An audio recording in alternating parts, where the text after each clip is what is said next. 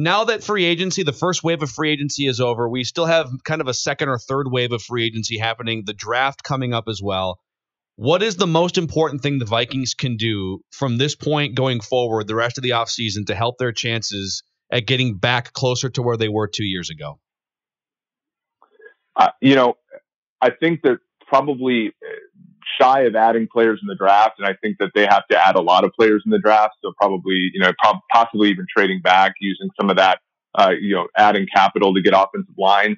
I think one of the main differences we saw between 2017 and 2018 wasn't necessarily the quality of talent on the offensive line. It was really the scheme. We saw, Pat Shurmur did a terrific job of, getting, Case Keenum opportunities to have outs when the defense, was giving him quick pressure, or, just giving him scheming him quick throws to receivers who, as we know, can do a ton after the catch. So to me, obviously people like to look at the draft for the players and everything, and that's important. And they certainly do need to add talent up front. To me, it's building the offense to give, Kirk Cousins outs when the offensive line inevitably is going to struggle, because they're in a division where no matter who they draft, in April, they're not going to be as talented up front as the, Chicago Bears with Khalil Mack and Akeem Hicks, and Green Bay, now that they've added players up front to go with Mike Daniels, and even Detroit, now that they got Trey Flowers, they're not going to be as talented as them up front, so they're going to have to out-scheme the other teams. So that brings me to the question of because it appears that the hiring of Kubiak is based on a definite belief that scheme will change things. So when you look at this O-line right now, and clearly it's not a complete product, but it's getting closer, how much do you think that scheme can lift this line up from being in 16 and 18 really not good? 17, it worked. How close to 2017 do you think Kubiak's scheme can just get these 5 guys? I think that it can certainly raise them up a little bit. Now, they were already a team that ran a lot of outside zone.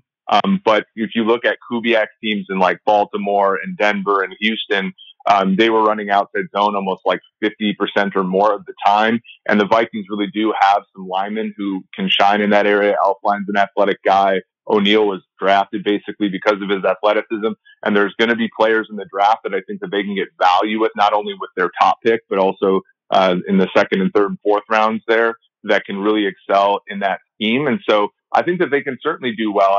Last season, a lot of their issues were they were just simply not efficient on early downs, either running the ball or passing the ball with Cousins. And I think, again, it all sort of is synergistic in the fact that if they can have success on early downs, it just puts their offensive linemen in such a more advantageous position. So I think it starts with the scheme and the quarterback, and then much like it did in 2017, all those other dominoes will fall in their favor. Yeah. So, Eric, one thing I really love about Pro Football Focus is we might have something we think as more of a casual observer. You watch games on Sundays and you see what's within the TV shot, and then Pro Football Focus might either prove your hypothesis as a casual fan wrong or give you additional insight. So with that setup, are we missing something with Laquan Treadwell? Because we sit here and think, what is the point of why are we talking about reviving him? The answer's no, Phil. Why is he still the number 3 the answer's receiver? No. Okay. What are we missing? I can take that one. Laquan Treadwell averaged something like 0.33 yards per route run one of those seasons, and the good guys, the Diggses and the Thielens, are 2 yards every route they run. And I know there's some confounders there where if you have the opportunity to throw to an actually good receiver, you won't throw to Treadwell. But last season, what was really interesting was that Cousins threw the ball 47 times to Treadwell with an average time to throw of about 2.34.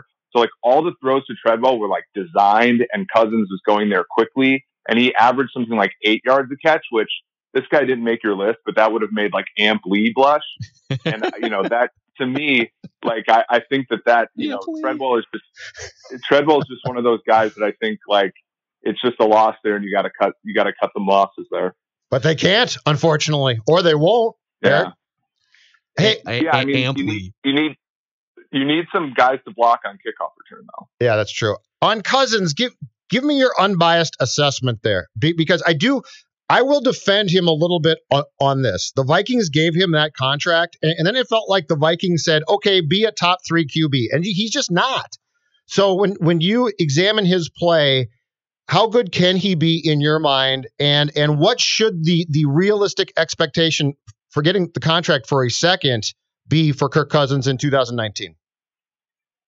You hit the nail on the head. The biggest mistake they made last season was giving Kirk Cousins the contract that Aaron Rodgers gets, and then treating him as though he's Aaron Rodgers or Russell Wilson, where you can basically perturb his entire system and still expect good results. That's never been who Cousins was, and that was really like the mistake that they made, which was to check that box and assume that they were going to be good there. With Cousins, I think you have to run a lot of play action passes. You have to get athletes at the tight end position. His best year in Washington was when he had Jordan Reed and Vernon Davis. The Vikings haven't had a pass receiving second tight end forever.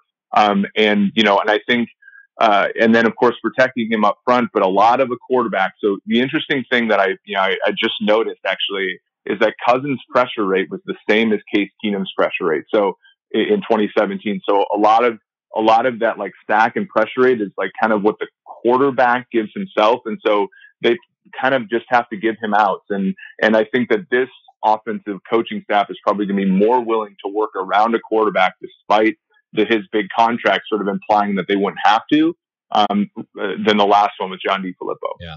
Eric Eager from Pro Football Focus.